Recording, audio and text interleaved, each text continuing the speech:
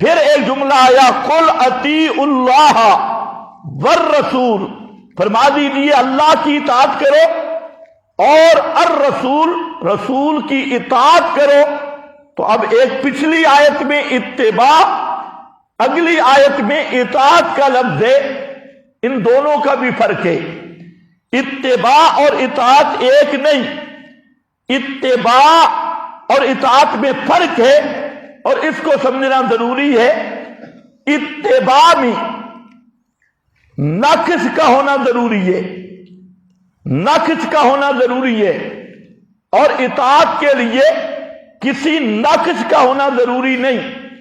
مثلا آپ مکان بنانا چاہتی ہیں، آپ نے ایک نقشہ بنایا اور معمار مستری ان کو آپ نے دے دیا کہ یہ ہمارے مکان کا نقشہ ہے، اس نقشے پہ عمارت بنانی ہے۔ اب اگر وہ مستری اس نقشے کے مطابق عمارت کھڑی کرتا ہے تو اس کا نام ہے اتباع، کیونکہ اس کے لیے پہلے نقشہ موجود ہے۔ اور ایک ہے زبانی کہہ دینا اور نقشہ نہ بنانا، تو اس زبانی قول کی اتباع کرنا یا اطاعت کرنا تو اس کو اطاعت کہیں گے، اتباع نہیں کہیں گے۔ تو غرض یہ ہے کہ اتباع اور اطاعت کا اصل فرق ہے کہ اتباع میں پہلے نقوش کا ہونا ضروری ہے اور اطاعت میں نقشہ ہونا ضروری نہیں۔ اسی لیے پورے قرآن میں آپ کو کہیں نہیں ملے گا کہ اللہ کی اطاعت کرو، اللہ کی اتباع کرو، اطاعت ملے گی، اتباع کا لفظ اللہ کے لیے نہیں ملے گا۔ یہ لفظ ملے گا صرف رسول اللہ صلی اللہ علیہ وسلم کی پیروی پر حکم دینے کے لیے۔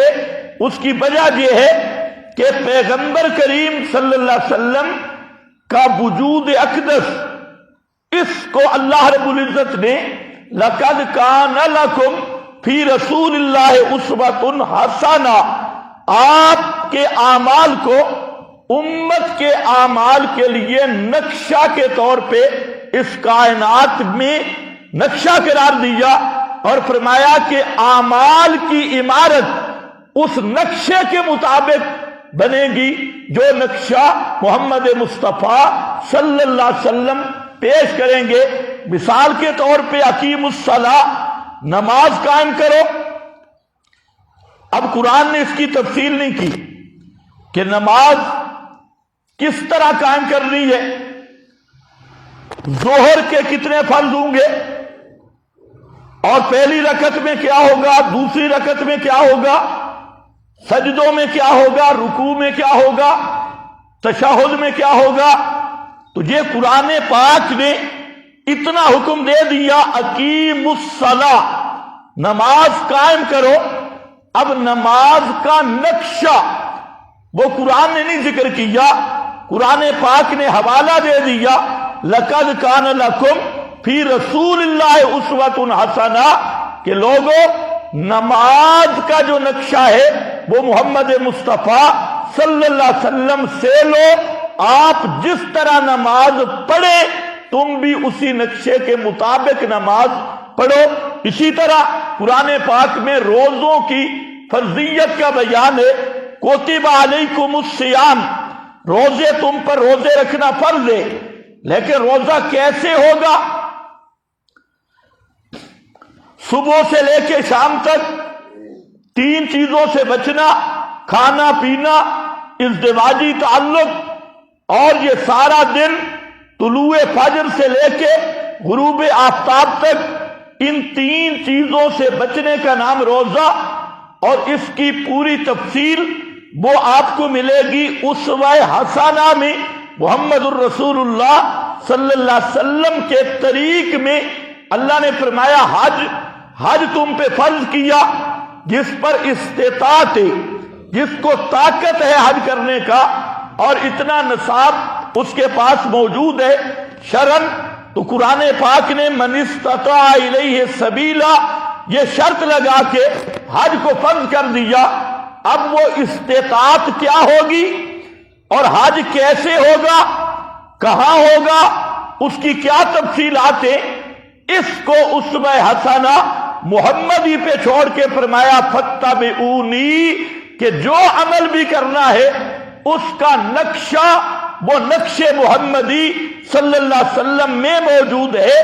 اس لیے قرآن پاک جتنے اعمال ہیں، حج ہے، روزہ ہے، زکوٰۃ ہے، نماز ہے، عمرہ ہے، ذکر اذکار ہے، قرآن پاک حکم دیتا ہے کہ یہ کرنا ہے۔ اب کرنا کیسے ہے؟ اس کے لیے آپ کا اسوہ حسنہ ہے، آپ کا طریق ہے۔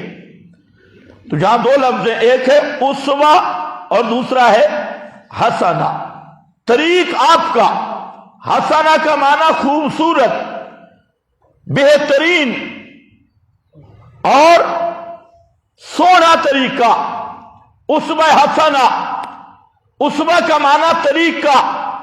تو اللہ رب العزت نے جہاں پر آپ صلی اللہ علیہ وسلم کے اسوہ حسنہ کی پیروی کو فرما دیا فاتبعونی، آپ ہی کے نقش قدم پہ چلنا ہے۔ نمازیں اسی طرح جیسے آپ نے پڑھی، روزے اسی طرح جیسے آپ نے رکھے، حج اسی طرح جیسے آپ نے کیا، عمرہ اسی طرح جیسے آپ نے کیا، ذکر اسی طرح جیسے آپ نے کیا، جہاد اسی طرح جیسے آپ نے کیا، اور آپ کی پوری زندگی، اس کو قرآن کہتا ہے اسوۃ حسنہ۔